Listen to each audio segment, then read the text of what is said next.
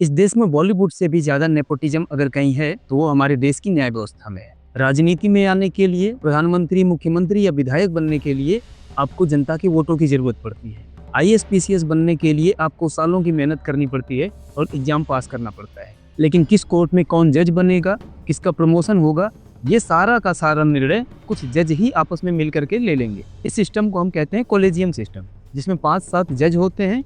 ये जज ही आपस में मिल करके किसी जज की सिफारिश करते हैं कि इनको सीजीआई बना दिया जाए, इनको हाई कोर्ट का जज बना दिया जाए या इनको सुप्रीम कोर्ट का जज बना दिया जाए। जब इस देश का सारा सिस्टम ही डेमोक्रेसी से चलता है तो फिर इस देश की न्याय व्यवस्था में ये डेमोक्रेसी क्यों नहीं है? जुडिशरी की मोनार्की क्यों चल रही है यहाँ पर? अगर किसी आम आदमी, पॉलिटिशियन या फिर किसी बिजनेसमैन के घर से ही अगर लाखों करोड़ों रुपए का कैश बरामद हो जाए तो उसको सीधे जेल हो जाएगी। लेकिन अगर यही करोड़ों रुपए किसी जज के घर से पाए जाते हैं तो सजा के नाम पे उसको सिर्फ और सिर्फ ट्रांसफर कर दिया जाता है। इस देश में 5 करोड़ से भी ज्यादा केस पेंडिंग हैं, लेकिन जब जज साहब लोग उन केसों की सुनवाई करने के लिए बैठते हैं तो फैसला देने से ज्यादा जरूरी भगवान श्री हरि विष्णु का मजाक बना करके इस देश में करोड़ों लोगों की भावनाओं को आहत करना ज्यादा जरूरी समझते। और जब उन्हीं करोड़ों लोगों में से कोई एक शख्स, जिसकी भावना खुद इन जज साहब ने ही आहत की थी, इनकी आलोचना कर दे तो फिर उसको पुलिस उठा करके ले जाती है। अदालत की अवमानना के केस का उसको सामना करना पड़ता है।